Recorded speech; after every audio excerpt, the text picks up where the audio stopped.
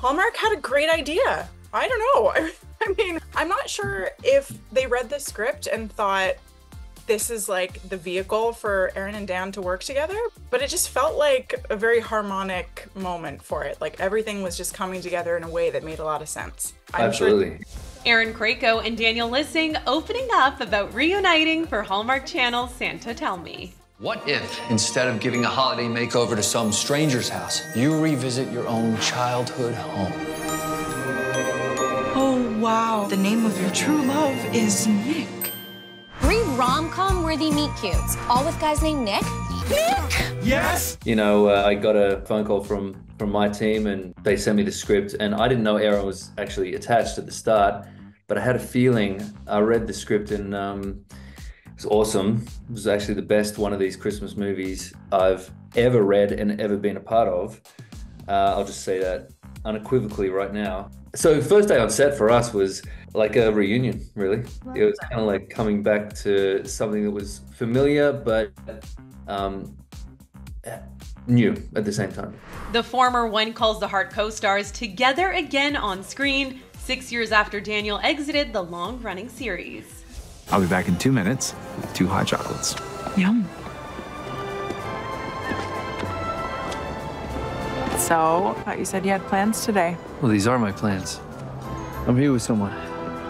So what about you? Who's your ruggedly handsome friend? Well, funny you should ask. It's not just a linear story of girl meets guy in this case, and maybe they start as oil and water and find themselves in a love story at the end of the movie. This is like a real journey for Olivia of trying to figure out who her soulmate is on a deadline too. I mean, Santa Claus has given her the deadline to pick her favorite Nick. And I mean, that's sort of like a weird sentence now that I'm hearing it back, but it's true. And it's along the way that she learns about herself. She learns about what she wants in a partner and what she doesn't want in a partner.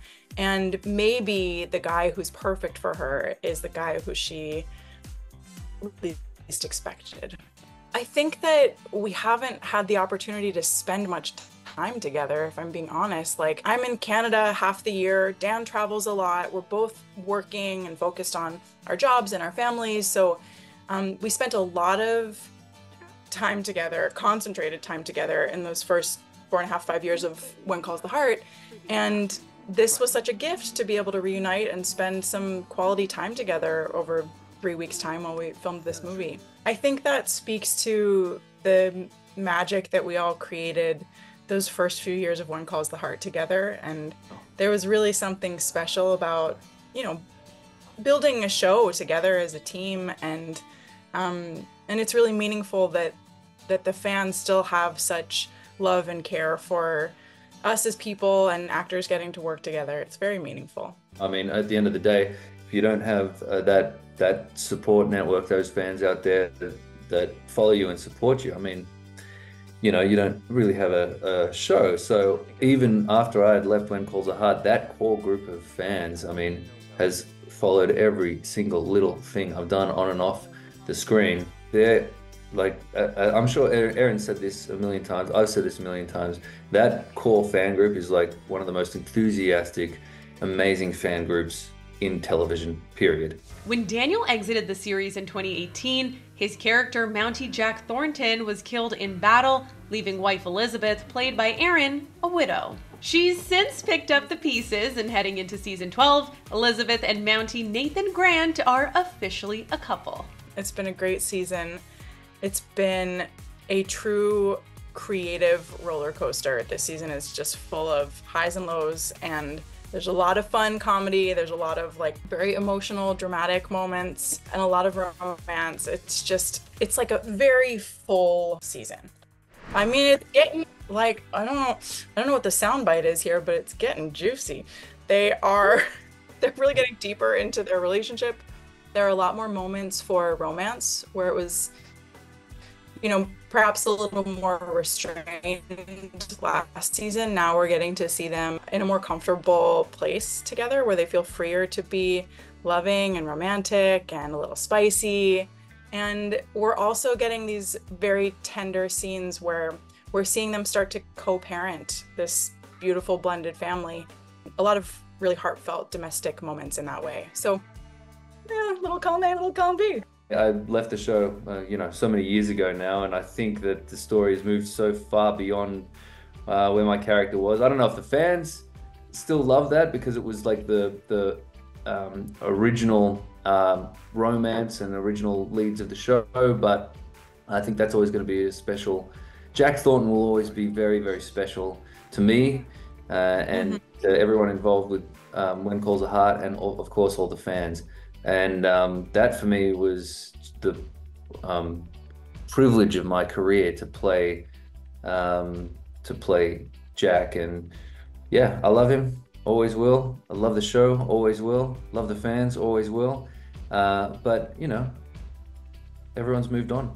There's like the character of Jack Thornton will always be a special character to our viewers, and it's one that I think the writers have done a really good job of keeping alive, despite the fact that he's dead, through seeing Elizabeth parent little Jack. And Jack Thornton's name is still on the schoolhouse. It's the Jack Thornton School. We speak of him all the time. So that character hasn't fully left the show. He's very much still woven into the fabric of Hope Valley. I've not worked with Hallmark for a chunk of time, and coming back into that family, especially for this project, is really special to me. So I hope that we can build that relationship, and I would love to see if there's, you want to kind of, we're both doing a whole bunch of different things, but if we can come together every so often to do something, I think the fans would love it. I think it would be good for the network. I think it'd be good for us, so we'll see. When I set my sights on something, I do not miss. Care to put that to the test? Oh, no, I should actually be getting back. There is something about this movie that's magical, and it's magical just like this time of year. There's something magical about being at home with your loved ones as well and watching something like this. This is the kind of movie that's going to bring people together. I think they're going to like it on multiple levels. It's funny, it's romantic, it's great script, great banter, and it's a great story. So, I don't know. I just say that be prepared if you watch this movie for lots of different emotions. You'll laugh, you'll cry, you'll hug. I think I've seen it. I can't believe it's so good. It's absolutely magical for a magical time of year. It's a real feel-good movie. I think it's one that the whole family can enjoy. So as we're all coming together, let's all experience a little bit of joy this Saturday night, which is what Santa Tell Me has to offer.